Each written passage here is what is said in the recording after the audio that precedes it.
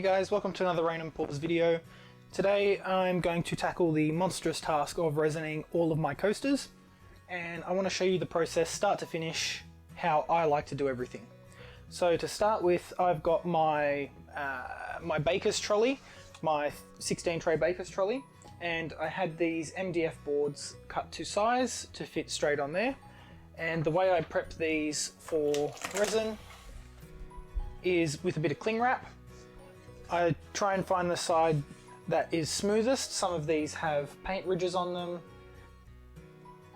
As you can see, I've just dried paintings on here and haven't cleaned them off. So I put that face down, and that's where the seam of the cling wrap is going to go. You want your surface to be as level as possible when you do resin work, so that the resin will stay on the tile and it's not all going to drip off. It's a bit more fluid than paint.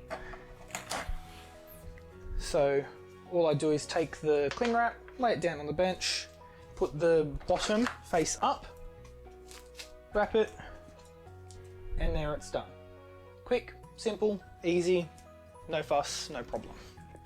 So I'll do another one, quickly show you how I do that again. Glad wrap out, find the side that is the least smooth, so that would be this one, fold it over, wrap it up, and again, fold it over, wrap it up, make sure it meets on the bottom here, and that's done. Now when I put my coasters on here, I'm going to make sure that there are no air bubbles in the surface here, so you can see that the Glad wrap will pile up. So I just grab a Stanley knife on the corner, just somewhere here, pierce the edge and make sure that all that air is out. Alright, I'm going to continue doing this, get all my tiles ready, and then I'll bring you back when I'm mixing my resin. Okay, now that I have all of my MDF boards cling wrapped and ready to go on my baker's trolley, I've checked the level to make sure that everything is even and that my resin is going to stay on top of my coasters. Now I'm going to run you through some of the tools and equipment that we'll need to do resin successfully, nicely and easily. So the first thing that you'll need is 99% isopropyl alcohol. Now resin is solvent based and will only clean up with isopropyl alcohol. If you try to use soap and water to rub it off your skin, it will not work, it will just rub it in further. So get yourself as high alcohol content as you can find, and it has to be isopropyl alcohol. This is not drinking alcohol, that won't work.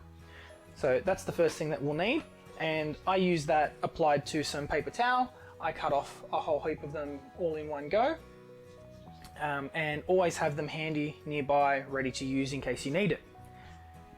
Second thing that we'll need, or third thing that we'll need, is gloves. I put gloves on before I start touching anything to do with resin, because the oil from your hands will repel the resin on any surface. So what I do is I put a first pair of gloves on, and then I put on a second. And the reason I do this is during the resin process, you don't want to constantly have to be taking off gloves, washing your hands, putting on a new pair of gloves, waiting for your hands to dry in between, etc, etc. So when I put on my second pair of gloves, I pull the first one right down, and I leave a gap, about this far of a gap, between the first glove and the second glove. So if I do get resin on the first glove, which I do because I spread it with my hands, I can just pull this glove off and I've got a fresh glove underneath ready to go. I just put another pair on top and off I go again. I don't need to constantly be washing my hands. So I'll double glove both hands here, and there I go. So I'm all ready to go with my resin now with my double gloves. Next item is your stir sticks. You want to have some of these handy to mix your resin, obviously. You need a respirator. This is probably the most important thing that you will need. Resin, no matter what brand, no matter how it's advertised, will give off toxic fumes. Now, some of them are designed to give off low VOCs, which is volatile organic chemicals, which means that you may not smell them, but it's still a chemical reaction going on, and you need a respirator to protect yourself. Also, work in a very well ventilated area, have as many windows open as you can, and possibly a fan going just to get some air circulation happening. When looking for a respirator, you can find two styles. You can get the ones with the cartridges, which are sold by 3M, or you can get just a face mask, which is rated for organic vapor. And the rating you're looking for, I believe, is the P2 rating. And with the 3M, the 6000 series is the filters that are safe for organic vapors. You can also wear goggles if you have sensitive eyes, because the vapor can affect your eyes as well. Next, you'll need a chef's torch or a heat gun. I use both when I do resin work. So this is just a plain creme brulee torch, and here I have my heat gun. This is just an Azedo one here in Australia. We get it from Bunnings, they're about 50 bucks. And this temperature goes all the way up to 600 degrees, I believe, which is a bit of overkill. But you need this to pop all the bubbles in your resin. So very important that you have these two things. And lastly is mixing cups, something to mix your resin in. I buy this brand from Amazon. It's called Pixis, and it comes with graduated measuring cups and stir sticks. So I use these stir sticks when I use my resin work, and then I just wipe them down with the alcohol when I'm done. But these do come with disposable stir sticks in the bag. So I've got about 100 coasters to do today, and I can get through 24 coasters with 200 mils of resin, but I always keep extra cups out in case I have to mix any more. So I'll show you one of these up nice and close. Get my heat gun out of the way. This is the measuring cup, and as you can see, it's got the markings on the side in cc's and mils. Cc's and mils are the same thing. And it's also got ounce measurements. When working with resin, very important that you read the side of the container. Very important that you read the side of the container to find out whether your resin is measured in mils or grams. So that's by weight or by volume. Most resins are a ratio by volume. So for example, I use Stonecoat Countertops. I use their countertop epoxy. So it's a two-part system. Most resins are two-part systems. And you've got part A and part B. Part A is the resin and part B is the hardener. Part B is always thicker. Your resin is usually quite runny. Oh, sorry, the other way around. Part A is usually thicker, part B is usually runny. So when we mix these, this is a 1-to-1 ratio. So I will mix in 100 mils of part A and 100 mils of part B to give me 200 mils of total liquid. Some resins ask you to do that ratio by weight, which will mean you'll measure 100 grams of part A and 100 grams of part B. Please read your resin to find out the correct mixing instructions for your brand. If you don't mix them correctly, your resin won't set. It can set too quickly. Certain resins heat up a lot when they are mixed, and they can heat up so much that they can explode or melt the cup that they're in. It does happen, so don't take that for granted. Always play it safe when mixing resin. Okay, I think that's everything, and I'm going to get my tiles up on the bench, and I'm going to get started pouring. Okay, so I've got my tiles here on the bench ready to go, and the first thing I'm going to do, that I always do before I apply my resin, is I spray my hands down with the rubbing alcohol. The reason I do this is so that any oils that were on my hands that got onto the gloves when I was just messing around or moving everything, that will dissolve the oils and make sure that they don't apply to the top of the resin. Next, I'm going to spritz my paper towel, just get it nice and wet with the alcohol, and I just take every coaster, make sure I wipe down all of the sides, especially the sides. A lot of people will clean the surface but forget about the sides of the coaster. And while I'm doing this, I take off the backings so that they're easier to pick up and maneuver. And just give everything a wipe down. So I'll go through and take all these off.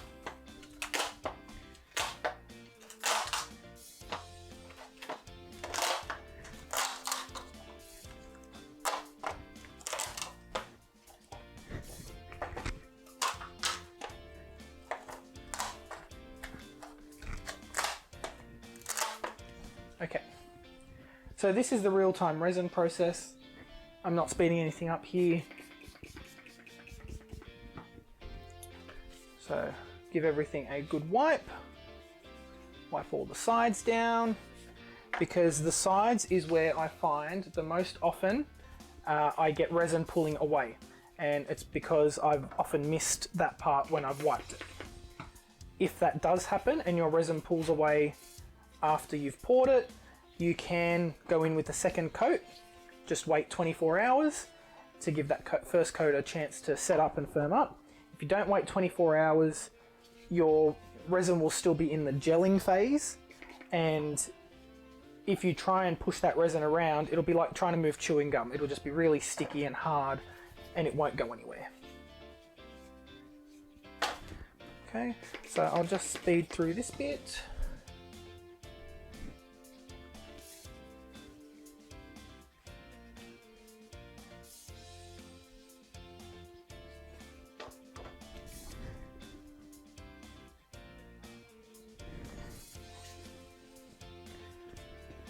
Okay. Again, making sure to get all of the sides, corners, edges, absolutely everything. Now, you will notice with some colors, some paint, some tiles, you will get a little bit of color bleed onto your paper towel. That's perfectly normal, nothing to worry about. Some of your paints may be more pigmented than others, and they will bleed onto the paper towel with the alcohol. Alcohol and paint don't mix, so you're naturally going to strip a little bit out of the paints. And I often find the higher quality, more pigmented brands are the ones that bleed into the paper towel more often than others. Again, absolutely nothing to worry about. If it's happening a lot and you're getting a fair bit of color bleed, there is something different happening there, and you may need to have a look at your pouring medium, make sure that there's enough binder in it to keep that paint inside the pouring medium rather than coming off. Likely, if there is not enough binder in the paint, your color will bleed into your resin as well. That's also another thing that can happen if your paint hasn't cured properly. If you haven't left it for 3 to 4 weeks to cure, it can bleed into your resin and color your resin, which you don't necessarily want. You want a nice, clear, glassy finish. Now those are prepared, it's very important not to touch them with your bare hands or any oils. That includes scratching your face, touching your hair, going to the bathroom. Every single time that you touch your face, you have to clean your hands with that oil, because it will get onto your gloves and it will make its way onto the coaster, which you don't want. Now I'm going to mix up my resin, and I will show you how we do that. So I'm going to put my face mask on, so apologies if my voice sounds muffled. Okay, now I've got my respirator on, I'm ready to mix up my resin. Now, using these graduated cups, I start with part A. Part A is the thickest, and what you can do if you find it is too thick, you can thin it down by placing it in some warm water for a couple of minutes. I just do that in the sink sometimes. So I'm going to measure into here 100 mils of resin. And you need to be as accurate as possible with this. So get down low from the side and have a look at where that is flowing, and because it is thicker, it will continue to drizzle out, so you need to stop a little bit earlier than what you think you would.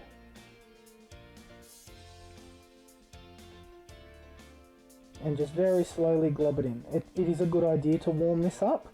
Another way you can do it, which I usually do, is to heat the entire bottle just with the heat gun on a low setting, just to get it flowing a little bit more.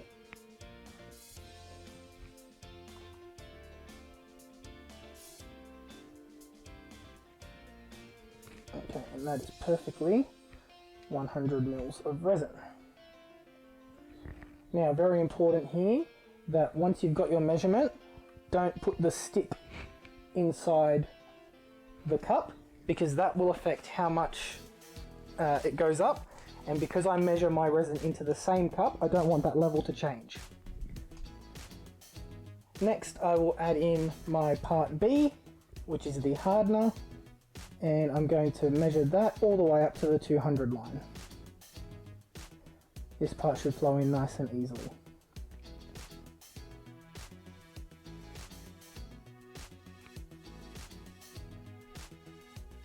And there's my 200.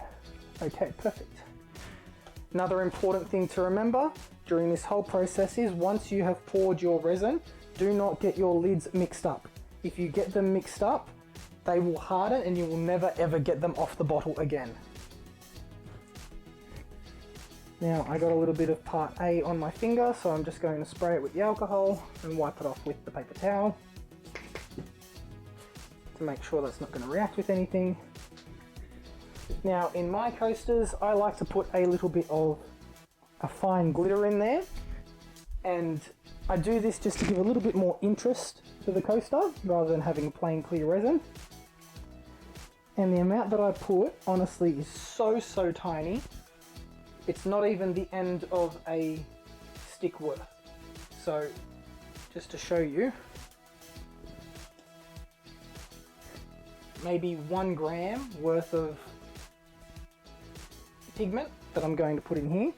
And the one that I use is Artisu Sparkle. This brand is now discontinued. I was lucky enough to score a jar of this before they went out of business. And it's perfect for this application. Do note that if you add any glitter or colorant to your resin, it no longer becomes food safe if it is rated as such. So I'm going to start my timer. I need to mix this for 3 minutes exactly, no more, no less. A little bit more isn't going to hurt. So let's get mixing. Now when you mix your resin, don't whip it. You don't want to whip air bubbles into this.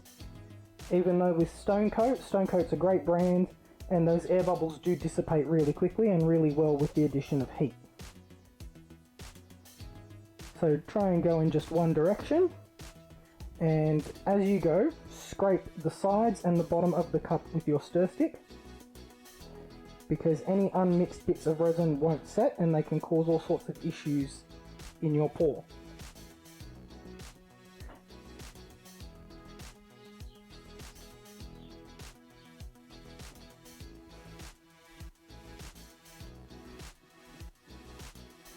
Now once you've mixed for a minute or so, scrape off your stirring stick as well, because that will have unmixed resin on it.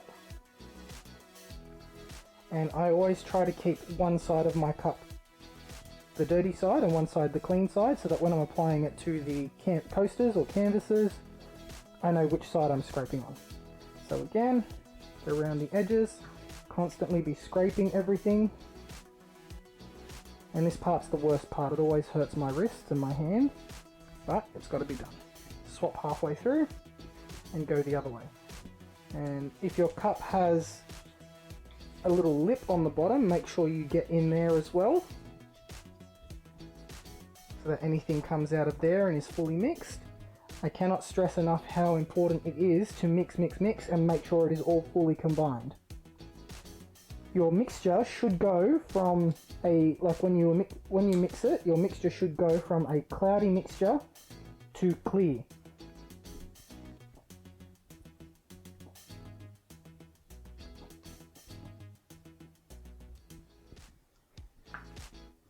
So this is getting there now, and that initial part A is really thick, but once you mix it with the hardener, it does thin out quite a bit.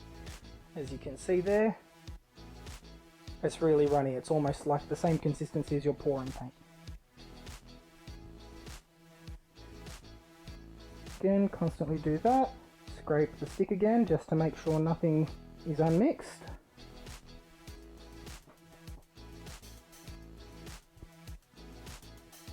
And we've got 20 seconds left.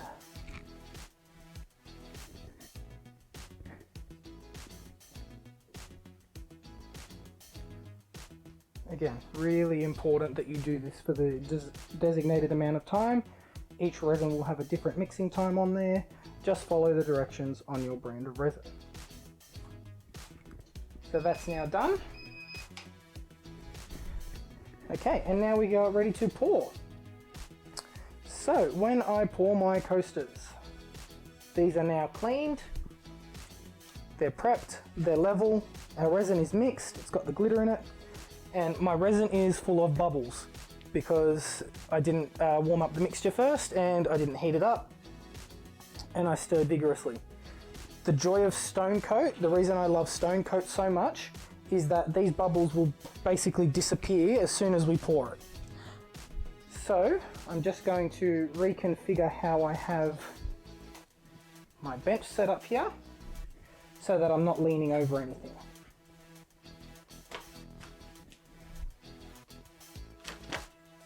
Okay, here we go. Now, when I pour my coasters, I will blob out all of my resin in one go. If you keep it in the cup, it is likely to overheat. It will heat up, and it can cause it to set quicker. So the amount that I put on each one is about 10 mils worth. It is not much at all. So I'll just blob it on. And I'm looking for it to cover about 1/3 of the coaster. You really don't need much resin, and this is where a lot of the wastage comes in, and where people say that they struggle with fish eyes and spots that are leaking off and all sorts of things. You don't need a lot on there. Putting too much resin on can cause it to peel off the edge. Not putting enough on will cause fish eyes, it will cause it to peel away from the sides. You'll have blank spots and all sorts of other issues. So just dosing this out.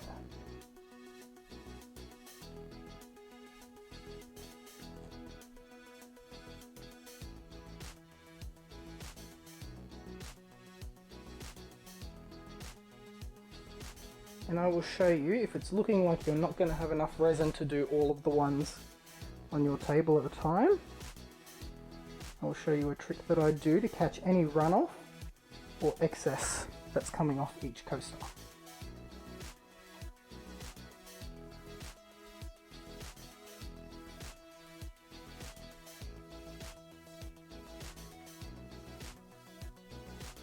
There.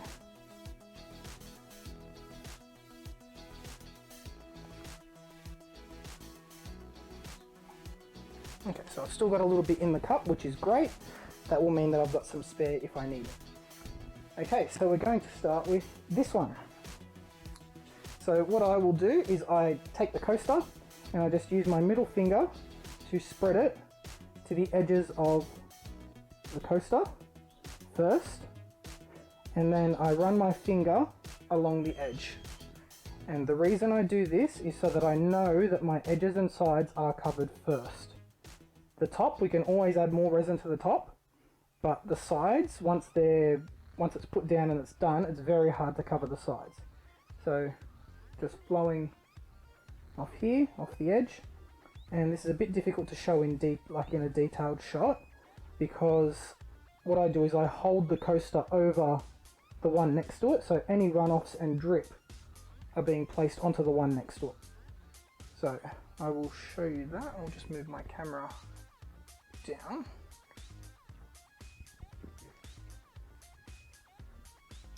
Yeah.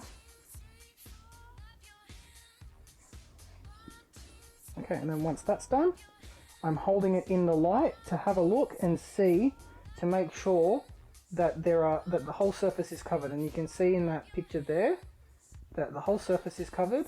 My edges should be covered as well. They should be reflecting the light.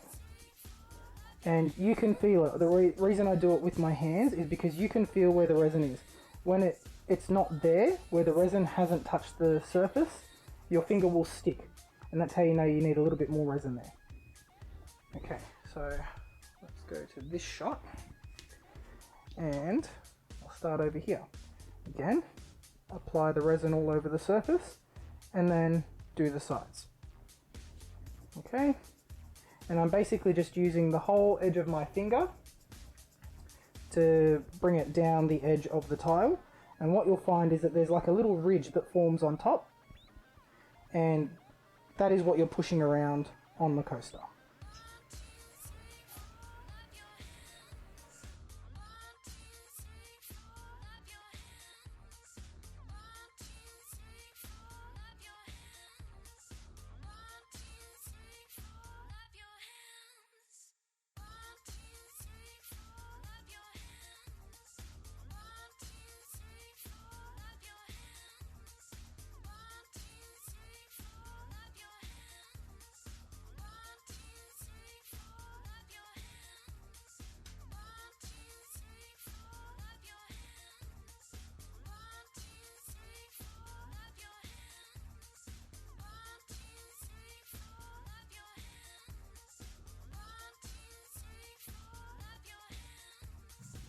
Another tip is always have a bin handy, a garbage disposal, something like that, so that anytime you need to take off your gloves, anytime you've got paper towel, you can quickly chuck it in the bin and it's out of your way.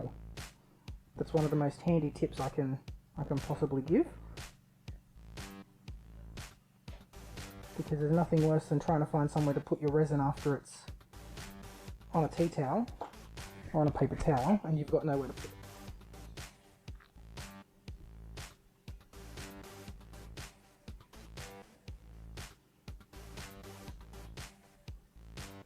Now, Stonecoat Countertops has a 45-minute working time. If you heat up the resin first, it has less. That will decrease the amount of working time you have as you're increasing the temperature. So be wary of that. Take note of how long you have to work with your particular brand of resin, and aim to finish well within that time frame so that you can have it nice and done and you're not worrying about it setting up too quickly on you.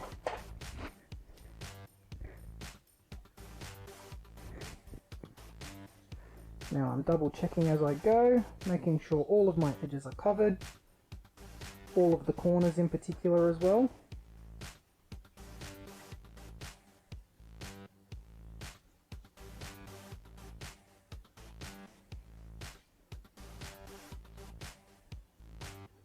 Now, one thing to remember with resin is resin will not go where resin hasn't flowed.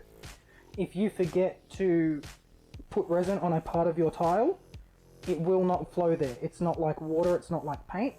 If resin hasn't touched that area, it will not self-level to that area.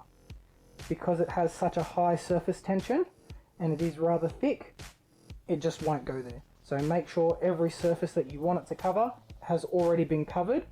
Even if it's just an incredibly thin layer, that's enough to allow it to flow there.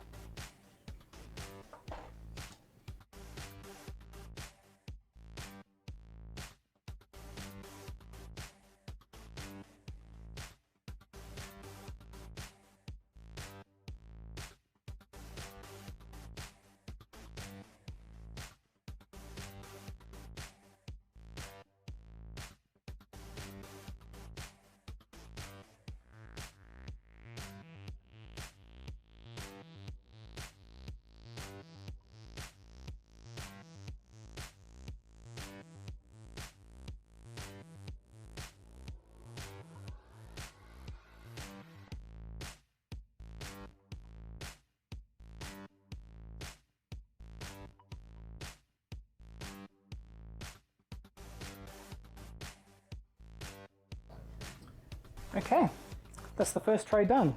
Doesn't take long at all. Now, also important to get down low and have a look at your tiles from an angle, because you will find spots that you haven't covered without a doubt every single time. So just a matter of touching those up. And those spots are often where I just didn't apply enough resin. So you can always go back in, drizzle a little bit more on, and make sure that they are covered.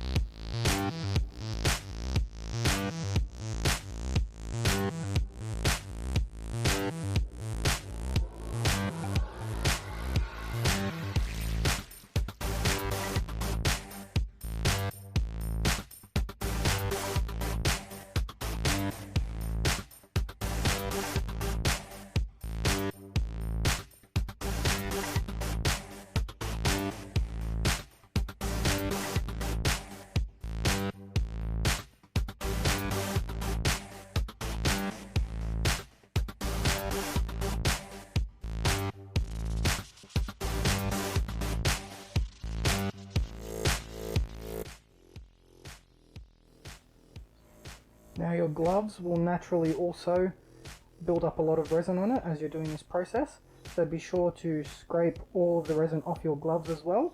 You don't want to waste any of that.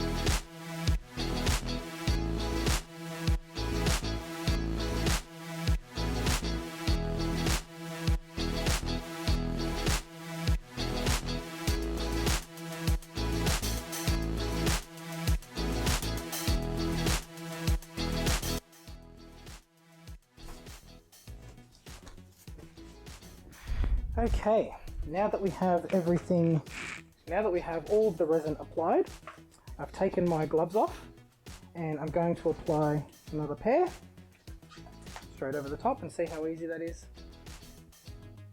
Take the first pair off, second pair's on, and I don't have to worry about anything. Now this part we are going to torch out and blow out all of the bubbles. So all of the coasters are resin, they have their coating on there, and I'm just going to go over it with the light source in front of me. So I've got a ring light on one side and a softbox on the other. I'm just going to make sure that the surface is flat and that I haven't missed any spots. And I do this before I torch, so that way I can apply the resin and it's all going to heat evenly.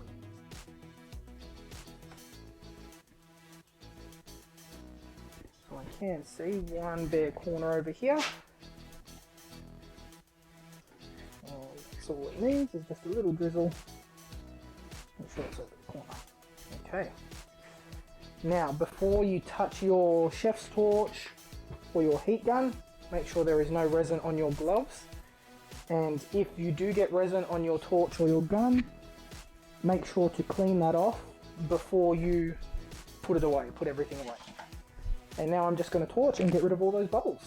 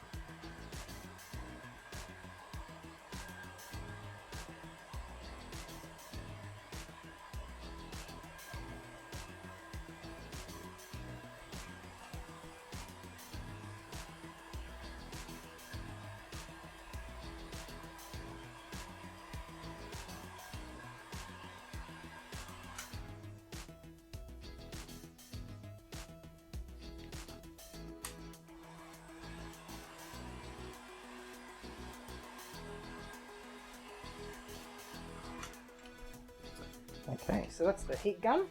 The heat gun heats the resin nice and evenly so it will self-level. Then I go in with my chef's torch and that's going to pop any of those fine little bubbles that the heat gun didn't.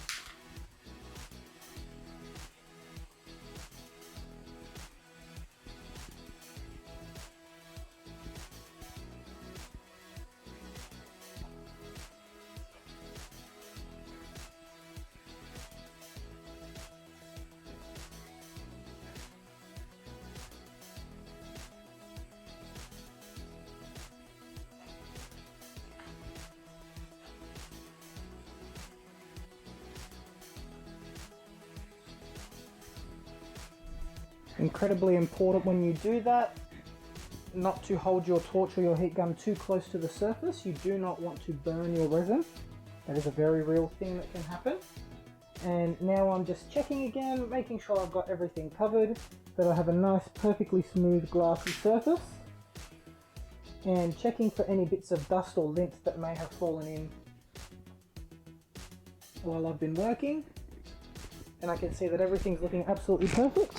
So very quickly, before anything can happen to them, I'm going to put them straight onto my baker's rack and get moving with the next lot.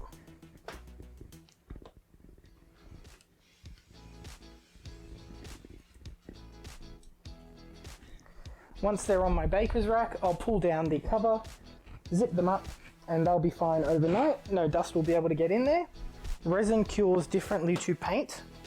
Resin works on a chemical reaction between parts A and B, where paint works on water evaporating out of the paint. So you do not need airflow to cure resin. The things that will affect resin curing are temperature and humidity. Temperature, if it's too hot, the resin will cure too quickly, and if it is not hot, not warm enough, it will not cure at all. If it is too humid, low humidity will cause the resin to go cloudy, which we don't want. Okay, so I'm also going to show here how to do a couple of larger pieces. I've got a 12-inch vinyl record and a 12-inch tile here as well. The tile is going to be a trivet for a customer to match their coasters that I've already done for them.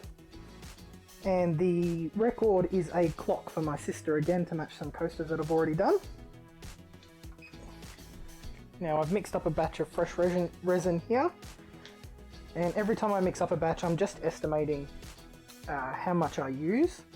So normally 200 mils of resin will coat 24 coasters. And I'm just judging how much I need based on how much space on the boards those pieces take up.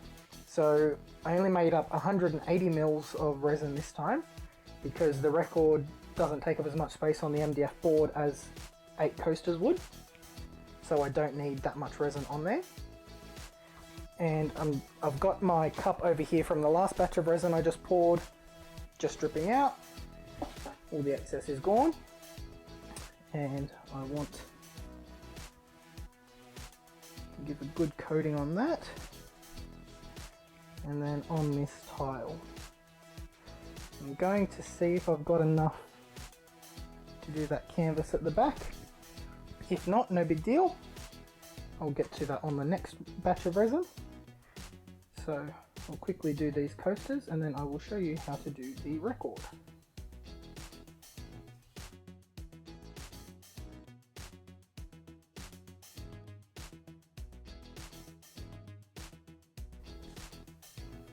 Now whenever I'm doing coasters and larger pieces, I will dribble the leftovers from the coasters onto the larger piece. Often they take a lot more resin than what a coaster would. So any that you can collect and save from the runoff will go onto those bigger pieces. So it can be a good idea if you are doing a combination, have on your table set up at any one time, a couple of smaller pieces, a couple of bigger pieces, and that way you can catch all the extra runoff onto the larger ones.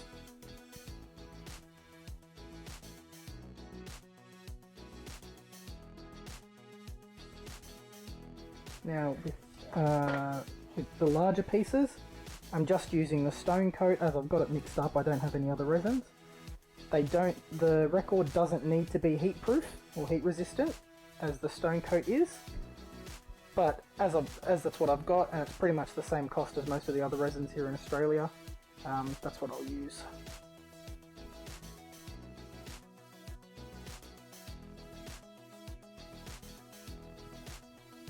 And also what I've done is I've left a little bit of resin in my cup. So if I do need a little bit extra on these bigger pieces, I can use that up. If not, that will go onto that little 6-inch at the back there, behind this tile.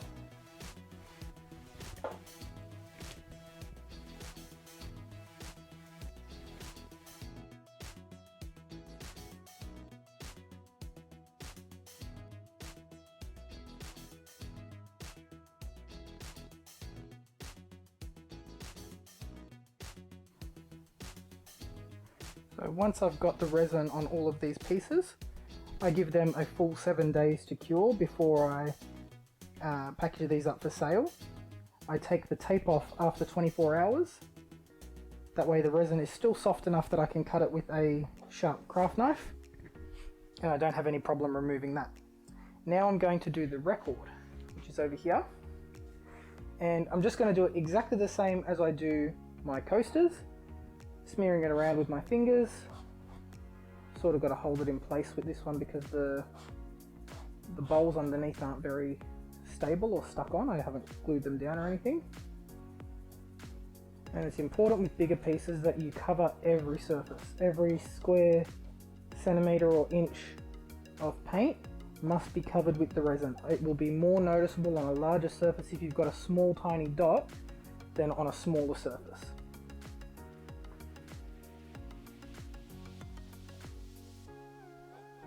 Okay.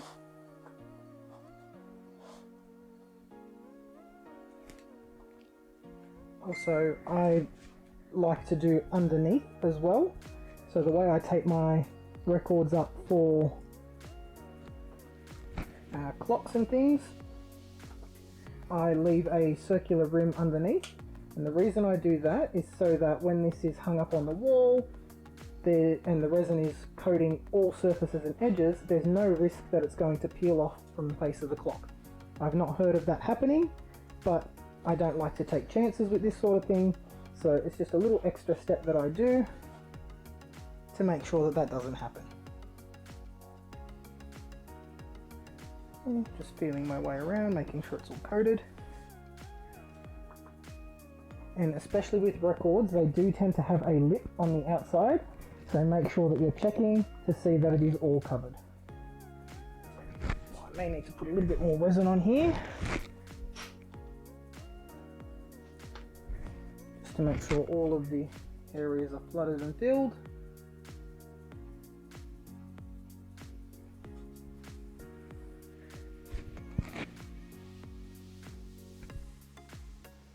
Okay, that side. And again, with bigger pieces, incredibly important to make sure that they are level while they dry. Okay, now for the tile. Now I think I've got more than enough resin on here. I'm just going to scoop it up and plop it down on that 6-inch.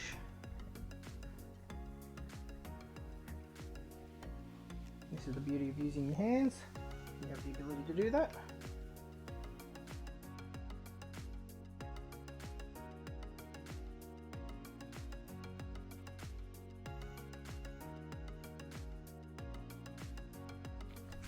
Again, beauty of using your hands is you can feel where that resin is and where you've missed a spot.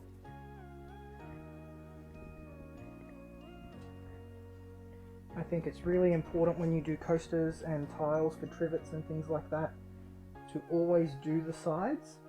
Canvases not so much because the resin will stick to the paint, but with a trivet you don't want any of that paint on the side melting off or peeling up.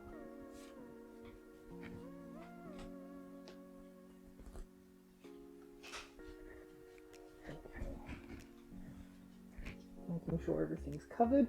I'm not necessarily checking when I do this that the resin has leveled out. I'm just making sure that everything is covered.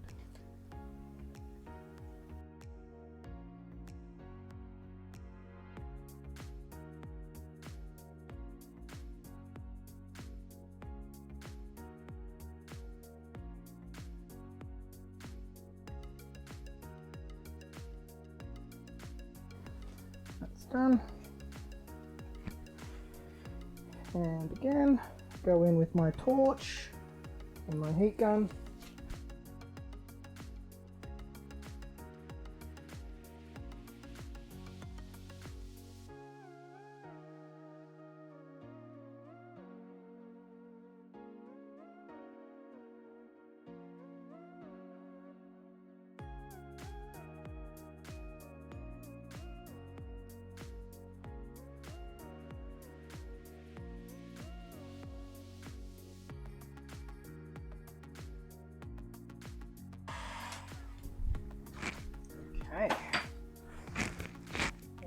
see just a little bit resin missing there. A little dribble on that.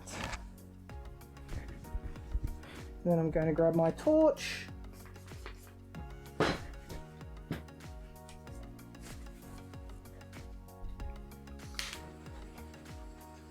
And when you're using your heat gun and your torch, never keep it in the same spot for more than a millisecond or so. You just want to glaze that torch over the top, pop the bubbles and get it out of there. If you leave it too long, you'll burn your resin.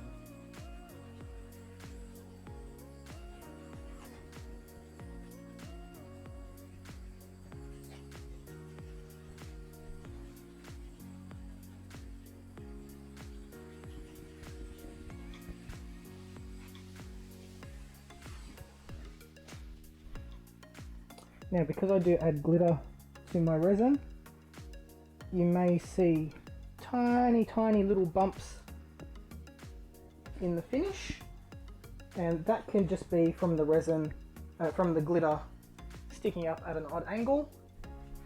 I generally don't worry about it. That's how it wants to dry. I'm not going to go put a second coat just because a piece of glitter wanted to be center of attention.